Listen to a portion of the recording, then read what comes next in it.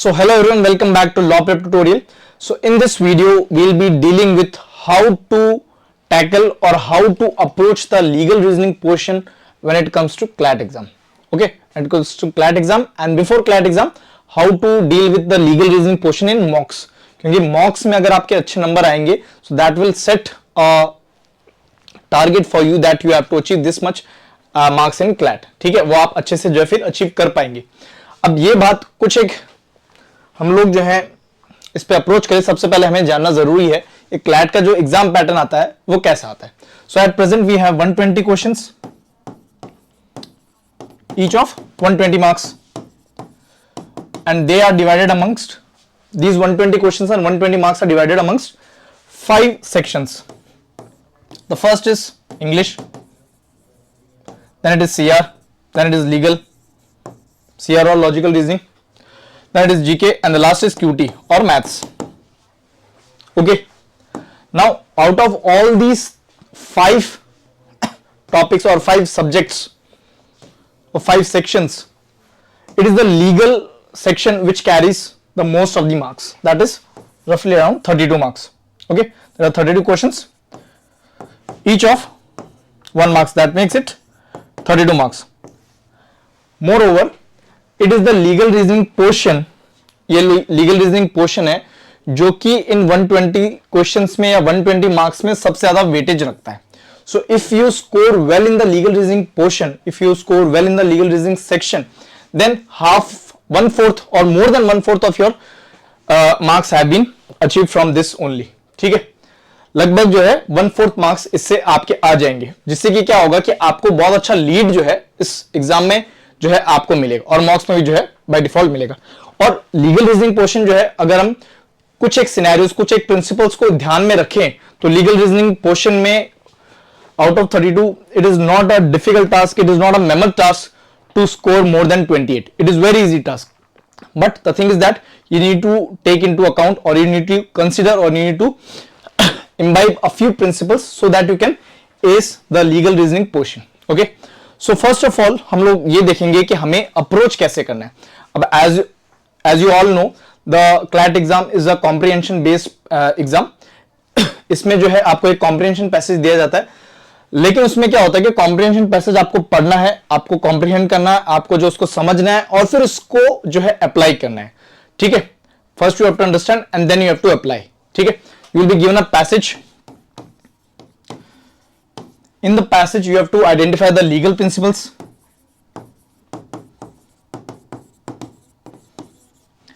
and when you identify the legal principles you have to understand those legal principles.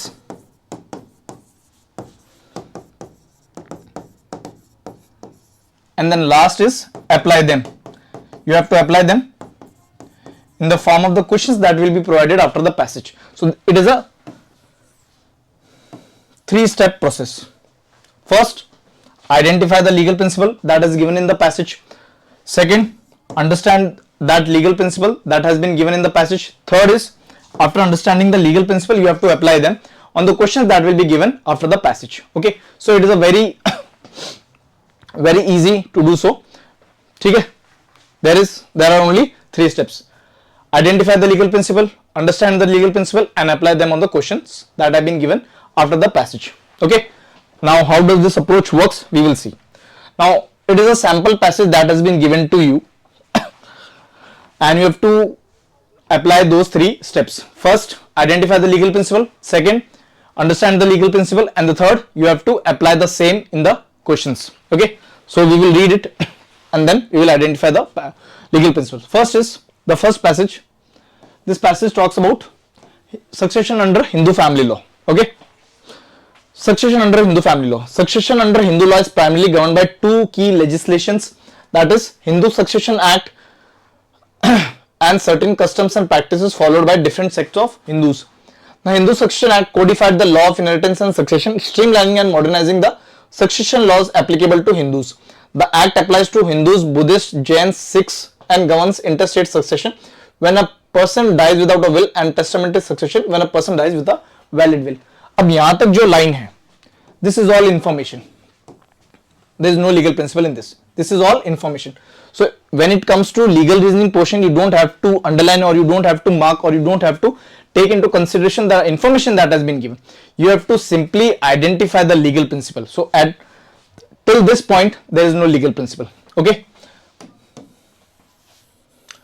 now the legal principle comes from this line: the act applies to Hindus, Buddhists, Jains and Sikhs and governs intestate succession and testamentary succession. Okay, so there will be a situation which is based which would be based on a situation in which it would be asked whether the Hindu Succession Act applies to Buddhists, Jains or Sikhs or not. Okay, so this is legal principle 1, LP1. Okay, this is the first legal principle. Next it says types of succession. So how many types of succession are there? There are 2 types of succession. First is testamentary succession, which means the person who is deceased, who is no more, has made a will before he died. Okay, that means that type of succession will be known as testamentary succession. And in case the person who is dead, who is no more, who is deceased, has not made a will, then the property which shall devolve to his future generation by the way of intestate succession. So, okay, so intestate means without will and testamentary means with a will. So there are 2 types of succession, that is testamentary and intestate. Testamentary succession says this involves a devolution of a property as per the wishes of the deceased expressed through a will. Okay, so this is also a principle. Testamentary succession means by a will. The Hindu Succession Act allows the Hindus freedom to dispose of their property through a will. Next is intestate succession. Intestate succession means when a person dies without leaving a will, the property devolves according to the rules of intestate succession laid down in Hindu Succession Act 1956. Okay. Now these are a mix of information as well as legal principles. Okay. So you can mark them as legal principles, or you can just remember that intestate means without will and testamentary means with a will. Okay, so it is legal principle 3rd. So as of now we have identified 3 legal principles. Next, succession of male Hindus. Okay, succession of male Hindus means if a person who is dead was a male Hindu, then how would his property devolve? How would his property devolve to his generations or to his remaining members? That has been discussed. Okay, so if a Hindu male dies intestate, intestate means he dies without making a will, the devolution of his property follows a specific hierarchy based on section 8 of the Hindu Succession Act.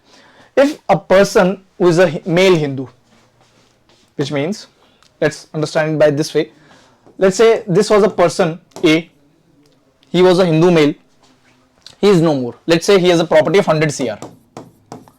Now how this 100 CR would be devolved or would go to the future generations?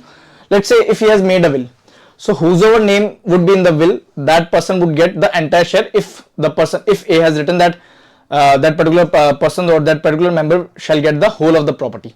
But what if he has not made a will? If A has not made a will, then the property shall devolve as per intestate succession. Intestate means without a will. Okay, so what is the hierarchy when it comes to intestate succession? So first it would be class 1 heirs. Class 1 heirs include widow. Widow means if A was married to B, and A is dead, that means B is the widow of A, so B would get a share because B is included in class 1 heir. Next is sons, daughters and mothers of the deceased. They take equal share in the property, which means if A was a Hindu male who has a wife B and A has a mother, let's say C, and A has one son whose name is D and one daughter whose name is E. So all of them come under the category of class 1 heirs. So each one of them would get a equal share. That means there are 4 members in class 1 heirs, that is who's a widow now, the mother of A, that is C, D who is the son of A, and E who is the daughter of A. Each one would would be getting an equal share, which means 100 CR would be divided amongst 4 members, that is each one would be getting 25 CR. Okay, so this is class 1 heirs. This is the first, this is the legal principle 4. Next is class 2 heirs. So if there are no class 1 heirs, which means if you are taking this example, if there were no class 1 heirs, which means there is no widow, there is no mother, there is no son, there is no daughter, then the property would go to class 1 heirs. Okay, only when there is no one in class 1 heir, then only the property would go to the next heirs or next class, that is class 2 heirs. So class 2 heirs include, when it comes to class 2, there are 9 entries. Okay, so father, siblings and descendants of sibling, these are included into class 2 heirs or class 2 heirs. Okay, first is class 1. If there is no one in class 1, then class 2, this is LP 5, legal principle 5. And if there is no one in class 2, then the property shall go to agnates and cognates, that is it is LP 6. So first one would be class 1. If there is no one in the class 1, then class 2. If there is no one in the class 2, then agnates. If there are no agnates, then cognates. Agnate means people who are connected wholly through male. People who are connected wholly through males. And cognate means people who are not connected wholly through males. There is a female in between. Okay, so that is cognate and agnate. Now, how does agnate and cognate works? Let's say A was the member. A was a person who is deceased now, who is no more. He has 100 CR in his property, and A has a father whose name is C, and C has a brother whose name is D, and D has a son whose name is E. Now, if A is dead, the whole of the property would go to father, because father is a class 2 higher. If father is not there, then the property shall go to D. But if D is also not there, then the property shall go to E, because E is cognate of A. Sorry, E is agnate of A. How A and E are agnates? हमें देखना है कि how जो है A और E agnates कैसे. अब A जो है E का cousin है, इनका जो रिश्ता है, इनका जो रिलेशन है, इनके बीच में कोई भी फीमेल है, मतलब ये दोनों cousin है, तो इनके बीच के इनका जो रिलेशन है, इनके बीच में कोई फीमेल नहीं है. The father is a male, this Chacha ji, this uncle of A is also a male, so there is no female in between. So E would be considered as a agnate, and if there is no agnate, then the property shall go to cognates. Okay, now we have also been given a case law. So case law is also a type of legal principle. Case law in C. Masilamani Mudaliar versus Idol of Sri Swaminathan Swami Tirukol, the Supreme Court of India emphasized that females heirs have an equal right to inherit property, and any custom that discriminates against women is invalid under the act. So ये बात ध्यान रखना कि एक तो जो law होता है, कोई एक्ट होता है, उसके अंदर जो चीज दी गई, उसके अंदर जो प्रोविजन दिया गया है, वो भी लीगल प्रिंसिपल होता है. प्लस सुप्रीम कोर्ट ने कोई डिसीजन में कोई बात बोली है, एक तो व्यू होता है, व्यू जो है व्यू इज नॉट बाउंडिंग, वहीं पे दूसरा जो डिसीजन में बात की गई है दैट इज बाइंडिंग, तो वो भी एक लीगल प्रिंसिपल होता है. तो इस केस में जो बात की गई है, जो हेल्ड किया गया है, वो ये है कि विमेन की भी जो है इक्वल राइट्स होती है, तो ये भी हमारा एक लीगल प्रिंसिपल है, दैट इज लीगल प्रिंसिपल 7. ठीक है, तो हम लोगों ने अभी तक 7 लीगल प्रिंसिपल्स को आइडेंटिफाई कर लिया है. Next is succession of female Hindus.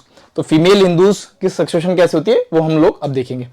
For female Hindus the rules of intestate succession are somewhat different. Section 15 of the act outlines the following hierarchy for devolution of a woman's property. तो अगर एक Hindu female है who is no more, who is deceased, who has died, then how would her property devolve amongst the remaining members. So first is husband heirs. ठीक है, if the deceased woman was married, जो मर चुकी है women, अगर वो married होती तो उनकी जो प्रॉपर्टी होगी वो किनको जाएगी, वो जाएगी उनके बच्चों को. ठीक है, बच्चों को मतलब बेटे को भी और बेटी को भी एज वेल एज हस्बैंड को. तो ये है लीगल प्रिंसिपल 8. अगर बच्चे नहीं है, जो लेडी जो है जो मर गई है, शी वॉज मैरिड बट उनके कोई हस्बैंड नहीं है, ना ही उनके कोई बेटा बेटी है, मतलब हस्बैंड भी पहले मर चुके हैं, उनकी डेथ हो चुकी है, तो उस सिनेरियो में जो है अगर हस्बैंड और बच्चे नहीं है तो प्रॉपर्टी जो है किसको जाएगी, her parents and the heirs of her parents. मतलब जो लेडी मरी है उसके फादर, उनके फादर और उनके मदर को जाएगी, या फिर उनके हायर्स ऑफ पेरेंट्स मतलब उनके भाई को भी जा सकती है. कैसे वर्क करता है ये हम देखते हैं. जैसे ये लेडी है सी, ठीक है, सी के हस्बैंड है डी, और इन दोनों के एक बेटा है ई। अब अगर if she is no more then D and E would get a share, okay, क्योंकि ये हस्बैंड वाइफ है, सॉरी ये हस्बैंड है और ये सन है। But if E is also not there, if D is also not there, then the property of C would go to her father. Let's say her father is F, F को जाएगी, या फिर जो parents के higher है, मान लो कि F के जो है एक बेटे भी हैं जो कि सी के क्या हो गए, सी के हो गए ब्रदर, तो सी को जी को जाएगी, ठीक है। एक हिंदू फीमेल अगर इंटेस्टेड बिना विल के मर जाती है, if she is no more, then in that case if she has her husband and her children, then the property would be divided amongst them. So if C is dead, then her husband who is D would get a share, E who's a son would get a share. If E and D are also not there, then the parents of C would get a share. That means F would get a share and G, who is the brother of C, would get a share. Okay. So this is the next legal principle, that is legal principle 9. Now again we have been given a case law. So case law जैसे अभी बताया, case law में भी जो बात बताई गई होती है, जो डिसीजन दिया गया होता है, वो भी हमारे लिए इंपॉर्टेंट होता है। तो डिसीजन क्या बता रखा है इसमें, the Supreme Court held that a female Hindu self acquired property in the absence of any direct heir would pass on her to parents rather than her husband's relatives. ठीक है, मतलब क्या हुआ कि वाइफ की अगर सेल्फ एक्वायर्ड प्रॉपर्टी है तो उसमें जो है अगर डायरेक्ट हायर नहीं है, मतलब उसके हस्बैंड नहीं है, उनके बेटे बेटी नहीं है, तो उसके उस सिनेरियो में जो प्रॉपर्टी है वो फीमेल हिंदू के पेरेंट्स को चली जाएगी। ठीक है, दिस इज LP 10। ओके, तो जैसे कि अच्छा, जब कभी भी पैसेज में हमें दिखाया गया है कि सुप्रीम कोर्ट हेल्ड या दिस कोर्ट हेल्ड, ठीक है, तो हेल्ड का मतलब ये है कि वो डिसीजन है, तो वो भी एक लीगल प्रिंसिपल होता है। ठीक है, rights of daughters and sons, sons और डॉटर्स की क्या राइट्स रहेंगी वो बता रखी है हमें।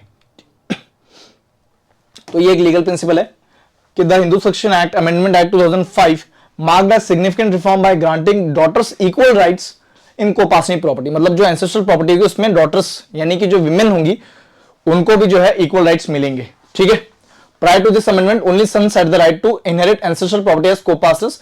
Post 2005 daughters also become co-partner by birth with equal rights and liabilities in ancestral property। तो ये हमारा लीगल प्रिंसिपल क्या हो गया, legal principal 11। Okay, case law हम देख लेते हैं, केस लॉ में वही बात की गई है। ठीक है, तो हम लोग अब देखो यहाँ पे ये बता रखा है कि जो हिंदू डॉटर्स है उनके भी इक्वल शेयर रहेगा इन कोपासनी प्रॉपर्टी। ये हम लोगों ने लीगल प्रिंसिपल 11 मार्क कर लिए। अब इस केस में Vinita Sharma versus Rakesh Sharma, Supreme Court held that the right of daughters to inherit co-parental properties by birth, irrespective of whether the father was alive or not when the 2005 amendment came into effect।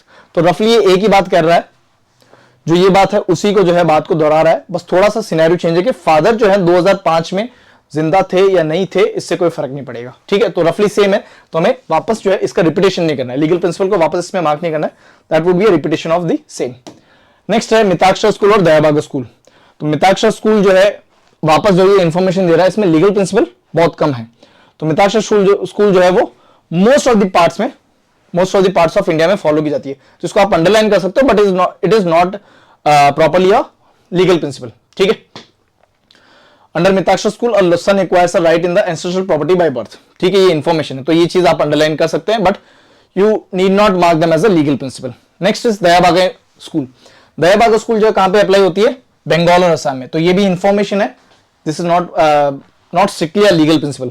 It does not recognise birth right in ancestral property, the property is divided only after the death of the male head of the family. मतलब कि जो eldest male member होगा कोई भी family का, जब उनकी death होगी उसके बाद जो है प्रॉपर्टी को डिवाइड किया जाएगा। It is as per the Dayabhaga school. Again it is a information, not strictly a legal principle. ठीक है, केस लॉ हम देख लेते हैं। In Gurupad Khandappa Magdum versus Hirabai Khandappa Magdum, the Supreme Court clarified that under Mitakshar law, upon the death of a co-partner, his share in the joint family property is considered as a notional partition and distributed among heirs। तो ये भी हमारा एक legal principle है। ठीक है, तो held या क्लैरिफाइड का मतलब ये है कि डिसीजन हुआ है वो सुप्रीम कोर्ट का या कोई भी कोर्ट का। ठीक है, तो हमारे कितने लीगल प्रिंसिपल हो गए, 12 हो गए। अब ये जरूरी नहीं है कि हर एक पैसेज में जो है इतने ज्यादा लीगल प्रिंसिपल हो, क्योंकि ये पैसेज बड़ा है इसलिए इसमें लीगल प्रिंसिपल्स ज्यादा हैं। हो सकता है कि कोई पैसेज जो है छोटा हो या फिर उसमें लीगल प्रिंसिपल्स कम हो, तो कोई पैसेज में लीगल प्रिंसिपल 2 या 3 भी हो सकते हैं, कोई में 12 भी हो सकते हैं। ठीक है, तो सबसे पहले हमें जो है लीगल प्रिंसिपल्स को आइडेंटिफाई करना है। लीगल प्रिंसिपल्स का मतलब जो कोई एक्ट में, जो कोई लॉ के प्रोविजंस में बात की गई है, ठीक है। दूसरा ये है कि जब कभी भी कोर्ट हेल्ड, कोर्ट क्लैरिफाइड ऐसी बातें आ जाती है तो वो भी एक लीगल प्रिंसिपल होता है। कोर्ट रीइटरेटेड, रिटेड मतलब वो बात रिपीट की है, वो बात बताइए वापस, तो ये सब जो है लीगल प्रिंसिपल्स में काउंट होते हैं। तो हम लोगों ने इसमें 12 लीगल प्रिंसिपल्स आइडेंटिफाई किए और कुछ एक इंफॉर्मेशन आइडेंटिफाई की, क्योंकि सिर्फ लीगल प्रिंसिपल नहीं, इंफॉर्मेशन भी जरूरी होती है, ठीक है। तो हम इसके अब एक बार क्वेश्चन देख लेते हैं कि इनको कैसे हमें सॉल्व करना है। तो जैसे अभी हमने देखा था कि इसमें 3 स्टेप प्रोसेस होता है। तो हमने लीगल प्रिंसिपल्स को आइडेंटिफाई किया, हमने उस लीगल प्रिंसिपल को अंडरस्टैंड किया, अब हमें अप्लाई करना है। और अप्लाई कैसे करेंगे, हम लोग क्वेश्चंस पे अप्लाई करेंगे, ठीक है। तो पहला क्वेश्चन देखते हैं। First question says, the first question is saying Ajay a male Hindu passes away intestate. मतलब इंटरस्टेट का मतलब क्या हुआ कि उसने कोई विल नहीं बनाई है, ठीक है। he has not made any will, he is survived by the following relatives, ठीक है। Interstate he is dead, he has not made any will, तो मतलब उसकी जो प्रॉपर्टी होगी that will devolve as per the interstate succession, ठीक है। अब हमने देखा है कि मदर, वाइफ मतलब जो कि विडो है, 2 सन्स, ये सभी जो है किसमें आते हैं, क्लास 1 हायर्स में। तो जो क्लास 1 में आएगा उनको पूरी प्रॉपर्टी मिलेगी और किसी को नहीं मिलेगी।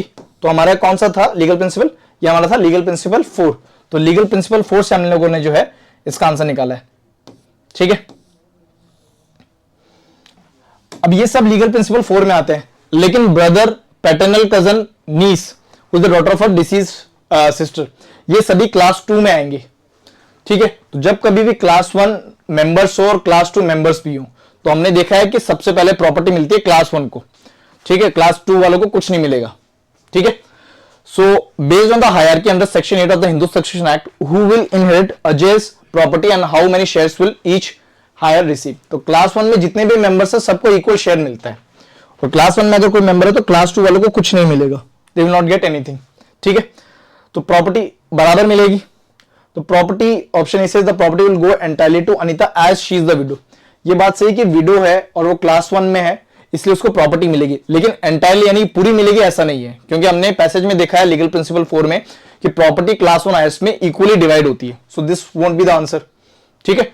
इन मेनी क्वेश्चंस, कई सारे क्वेश्चंस में हमें जो है एलिमिनेशन मेथड जो होता है वो भी हमें अप्लाई करना चाहिए, क्योंकि एलिमिनेशन मेथड से भी हमारा जो है कई बार आंसर सही आता है। और जो है this is a very good technique, you can say that to arrive at a correct answer, ठीक है। So you should also inculcate the same principle or inculcate the same technique when solving questions, okay. Option B says the property will be divided equally among Anita, Maya, Ravi and Amit.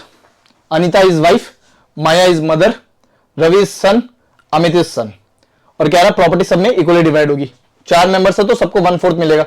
तो ये principal से identify कर रहा है, मतलब principles की जो legal principal हमने आइडेंटिफाई किया था लीगल प्रिंसिपल 4, उसी से जो है ये अलाइन कर रहा है। So this would be my answer. लेकिन इसको डायरेक्टली एक बार हमें टिक नहीं करना, हमें ऑप्शन सी और डी भी देखना है, ठीक है। कई बार ऐसा हो सकता है कि 2 ऑप्शंस में सिमिलर लगते हो लेकिन हमने गलत मार्क कर दिया हो, ठीक है। तो ऑप्शन चारों देखने हमें सिर्फ और सिर्फ डायरेक्टली जो है जंप नहीं करना है कि हमें ये लग रहा है ये सही होगा, हमें चारों ऑप्शन पढ़ने जरूरी हैं। क्योंकि कई बार क्या होता है एक्साइटमेंट में जो है हम लोग जल्दबाजी में जो हमें सही लग रहा होता है हम उसको मार्क कर देते हैं, लेकिन बाद में पता चलता है कि वो तो गलत था, इसलिए 4 ऑप्शन पढ़ना सही रहता है। तो property will be equally divided among Anita, Ravi and Amit with Maya excluded. अब जब माया जो कि मदर है, जो कि क्लास 1 हायर, उनको एक्सक्लूड कर दिया तो ये तो गलत हो गया। Option D says the property will be inherited by Anita, Ravi, Amit and Ramesh.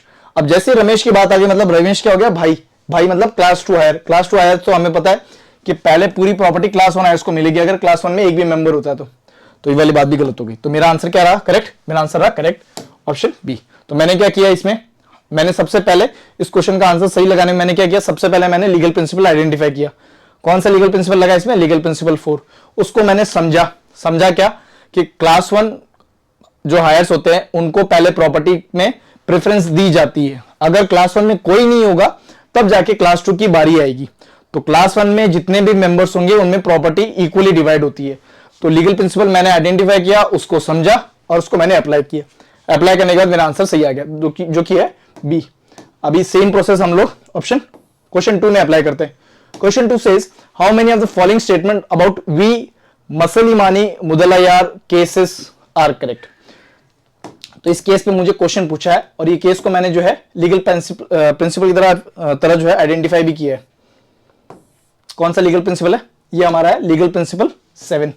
तो 7 में लीगल प्रिंसिपल 7 में क्या बोला गया था? Supreme court of India emphasized that female heirs have an equal right to inherit property and any custom discriminating against women is invalid under the act. मतलब ये legal principle है, ये मैंने आइडेंटिफाई कर लिया। इससे समझा क्या मैंने? समझा ये है कि जो फीमेल हायर्स होंगी उनका इक्वल राइट रहेगा और उनके साथ आप डिस्क्रिमिनेशन नहीं करोगे।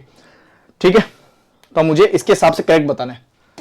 The case affirm that female has an equal inheritance right under the law। तो ये वाली बात सही है। ठीक है, दिस इज द करेक्ट। ठीक है, ये स्टेटमेंट करेक्ट है। The judgment upheld customs that restrict women's right if they have historical significance। तो अभी हमने देखा है कि इस प्रिंसिपल में तो ये बोला गया है कि कस्टम्स कुछ भी कहें हम तो विमेन को इक्वल राइट्स देंगे। तो यहां पे ऑप्शन बी में कह रहा है कि कस्टम को प्रेफरेंस देंगे, लॉ को प्रेफरेंस नहीं देंगे। तो ये वाला स्टेटमेंट जो है वो इनकरेक्ट हो गया, तो मैं ये काट दूंगा। ठीक है, option C says any custom और tradition that discriminates against women is deemed invalid under the act. तो ये वाली बात इस केस लॉ में भी रिपीट की गई है। ये बताया कि विमेन के पास इक्वल राइट है और अगर कोई कस्टम कहता है कि विमेन को इक्वल राइट नहीं देंगे या विमेन को जो है बिल्कुल भी शेयर नहीं देंगे, आधा शेयर देंगे या कुछ एक शेयर दे देंगे, तो वैसा कुछ नहीं है, ऐसा कस्टम अलाउ नहीं किया जाएगा। तो ये वाली बात जो है बोल रहा है कि एनी कस्टम और tradition that discriminates against women is deemed invalid. तो ये बात सही कह रहा है। ठीक है, तो third statement is correct. Fourth statement says the case contributed to strengthening the legal position of women in property inheritance. अब ये वाली बात जो है कि वुमेन की जो पोजीशन है वो स्ट्रांग करी है, तो ये वाली बात बिल्कुल सही है कि विमेन की पोजीशन स्ट्रांग ही तो करी है कि कुछ भी हो जाए विमेन को आधा शेयर तो मिलेगा, मतलब इक्वल शेयर। जो अगर सन को मिल रहा है कुछ तो उसका बराबर जो है डॉटर को मिलेगा। ठीक है, या फीमेल को अगर मेल को मिल रहा है तो उसका बराबर शेयर, इक्वल शेयर जो है वो विमेन को भी मिलेगा। तो विमेन की पोजीशन स्ट्रेंथन ही तो की है, तो ये वाली स्टेटमेंट भी करेक्ट है। तो कौन सा करेक्ट हुआ मेरा? All statement. तो जैसे ही मेरा सेकंड करेक्ट हुआ, मैं सेकंड इनकरेक्ट हुआ तो मैं ऑप्शन डी तो काट ही दूंगा। ठीक है, so option C is the correct answer. Next question number third, ये है असर्शन और रीजन पे। ठीक है, असर्शन और रीजन पे। Under section 15 of the Hindu succession act, if I married Hindu women dies intestate without any children the property will devolve on her husband. This is ये कही जा रही है। ठीक है, reason says the Hindu succession act prioritizes the Hindu family over the women's parental family when it comes to inheriting the married women's property even if her husband is dead and she has no children। अब मैं passage में देखता हूं कि कौन से principal से मुझे आंसर मिल सकता है। एक तो मुझे LP 10 से मिल सकता है, लीगल प्रिंसिपल 10 से मिल सकता है, जिसमें क्या कहा गया था कि फीमेल हिंदू की सेल्फ एक्वायर्ड प्रॉपर्टी जो है अगर उसके डायरेक्ट हायर नहीं है, डायरेक्ट हायर मतलब हस्बैंड नहीं है और चिल्ड्रन नहीं है, तो उस सिनेरियो में उसकी जो प्रॉपर्टी है वो उसके खुद के पेरेंट्स को जाएगी, ना कि इन लॉज के पेरेंट्स को। ठीक है, तो लीगल प्रिंसिपल, रीजन का आंसर मुझे लीगल प्रिंसिपल 10 से मिल रहा है और असर्शन का आंसर जो है मुझे यहां से मिल जाएगा। असर्शन कह रहा है कि अगर एक विमेन जो कि इंटरस्टेट है, जो कि मैरिड थी, वो मर चुकी है, शी इज नो मोर, तो उसकी प्रॉपर्टी जो है किसको जाएगी? एक तो उसके बच्चों को जाएगी और उसके हस्बैंड को जाएगी। ठीक है, बच्चों और हस्बैंड को जाएगी। तो लीगल प्रिंसिपल 10, तो मुझे इसका आंसर मिल रहा है लीगल प्रिंसिपल 10 और लीगल प्रिंसिपल 8 से। ठीक है, तो वहां पे मैंने आइडेंटिफाई किया, वहां पे मैंने समझा और अब मैं क्वेश्चन थर्ड में अप्लाई करने वाला हूं। तो under section 15 of the Hindu succession act, if a married Hindu women dies intestate without any children, अगर बच्चे नहीं है लेकिन हस्बैंड तो है, तो हस्बैंड तो प्रॉपर्टी आएगी। तो ये वाली बात असर्शन सही है, करेक्ट है। Reason says the Hindu succession act prioritizes, अब ये वाली बात गलत हो गई कि हस्बैंड की फैमिली को प्रायोरिटाइज नहीं करती है, ये विमेन की पेरेंटल फैमिली को प्रायोरिटाइज करती है, मतलब विमेन जिस फैमिली में पैदा हुई है। और ये अभी हम लोगों ने लीगल प्रिंसिपल 10 से इसका जो है आंसर निकाला है, तो ये गलत हो गया। तो इसमें हमारा ऑप्शन सी जो है वो सही हो गया। Option C is the correct answer. Next question says Ramesh govern by Mitakshara law. अभी मिताक्षर लॉ वाला जो है वो हम लोगों ने लीगल प्रिंसिपल की तरह आइडेंटिफाई नहीं किया था, लेकिन एज अ इंफॉर्मेशन आइडेंटिफाई किया था, उसको अंडरलाइन हम लोगों ने किया था। तो मिताक्षर लॉ जो है पूरी इंडिया पे लगता है except Bengal and Assam, west Bengal and Assam. Governed by Mitakshara law passed away in 2003, living behind ancestral property worth 40 lakhs। He is survived by son. अच्छा, एंसेस्ट्रल प्रॉपर्टी है, सेल्फ एक्वायर्ड प्रॉपर्टी नहीं, मतलब कोपासनी का प्रिंसिपल लगेगा।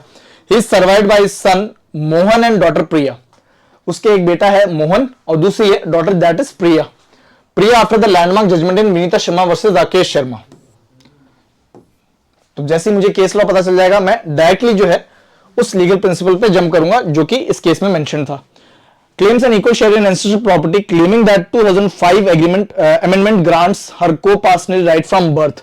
Mohan opposes a claim that since her father passed away before 2005, Priya has no such right.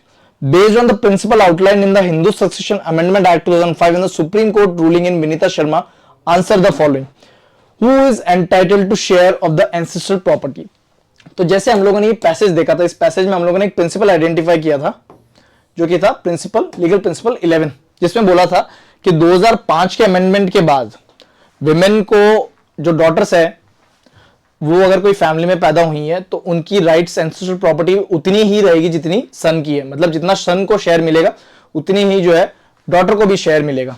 और इस case में विनीता शर्मा वाले केस में ये बोला गया था कि 2005 के वक्त जब अमेंडमेंट आया था उस वक्त जो फादर थे वो जिंदा थे या उनकी डेथ हो गई थी, उससे कोई फर्क नहीं पड़ेगा। डॉटर का जो है राइट बन जाएगा कि वो एंसेस्ट्रल प्रॉपर्टी में उसका शेयर ले सके, खुद का शेयर जो है वो ले सके। ठीक है, तो 40 लाख है तो विमेन का भी शेयर रहेगा, डॉटर का भी शेयर रहेगा और वो इक्वल रहेगा। इक्वल रहेगा मतलब जितना सन को मिलेगा उतना ही डॉटर को मिलेगा। तो अगर 40 लाख का अगर हम इक्वल जो है डिस्ट्रीब्यूशन करें तो 20-20 लाख होता है, 20 lakhs each. So Priya would get 20 and Mohan would get 20। So option A seems to be correct. Option B भी देख लेते हैं। Priya has no right to property since father Ramesh died in 2003 before the 2005 amendment.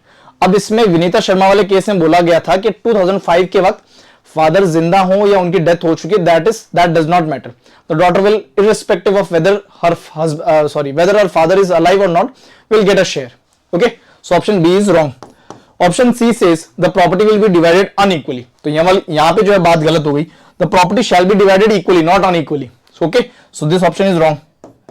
Option D says Mohan inherits the entire property as the sole male heir under Mitaksha law since her father death predates the amendment. So again it is saying the same thing. It is again saying laying down the same principle जो कि विनीता शर्मा वाले case में बोला गया था, जिसमें बोला गया था कि 2005 के वक्त फादर जो है जिंदा है या उनकी डेथ हो चुकी, that does not matter, daughter will get a share. Okay, तो हमें आंसर्स को चूज करना है after eliminating all the other options. ठीक है, एक बार पूरे बाकी के जो ऑप्शंस अगर आप एलिमिनेट कर देते हो फिर आप क्वेश्चन पे अराइव करते हो, एज वेल एज आप जो है क्या करते हो कि आप उसको लीगल प्रिंसिपल उस पर अप्लाई हो रहा है वो भी देखते हो, तो उसमें जो है आपका क्वेश्चन कभी भी जो है वो गलत नहीं होगा। ठीक है, तो सिर्फ और सिर्फ डायरेक्टली जंप नहीं करना है करेक्ट आंसर पे, हमें बाकी के ऑप्शंस गलत क्यों उनको एलिमिनेट करके जो है सही आंसर पे अराइव करना है, इससे हमारा कभी भी आंसर जो है गलत नहीं होगा।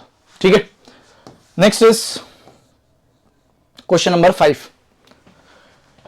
Question number 5 says how many of the following statements are correct based on the passage above? कितने स्टेटमेंट्स करेक्ट हैं?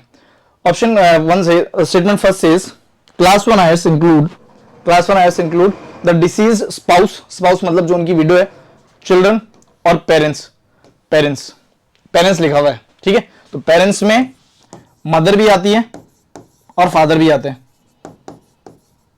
ठीक है, अब हमें पता है कि मदर तो क्लास 1 में आती है लेकिन फादर क्लास 2 में आते हैं, फादर जो है क्लास 2 में आते हैं, तो ये वाला स्टेटमेंट गलत हो गया।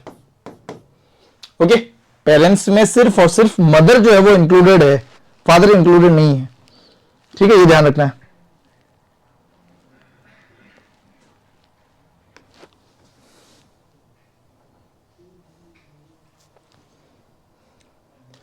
Okay, let's change the question अगर हम चेंज कर देते हैं, मान लो कि जो है पेरेंट्स की जगह हम लोग जो है यहां पे कर देते हैं, पेरेंट्स को काट दो, पेरेंट्स को अगर हम कर देते हैं मदर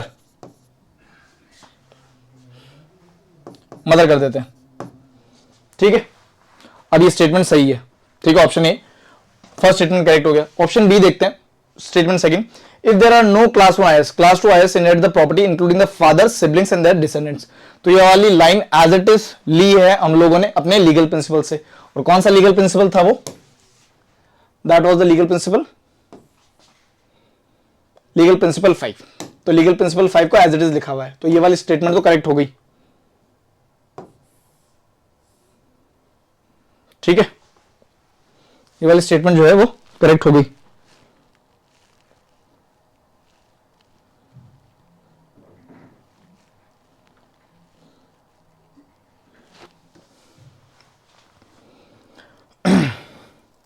ये वाली स्टेटमेंट करेक्ट हो गई।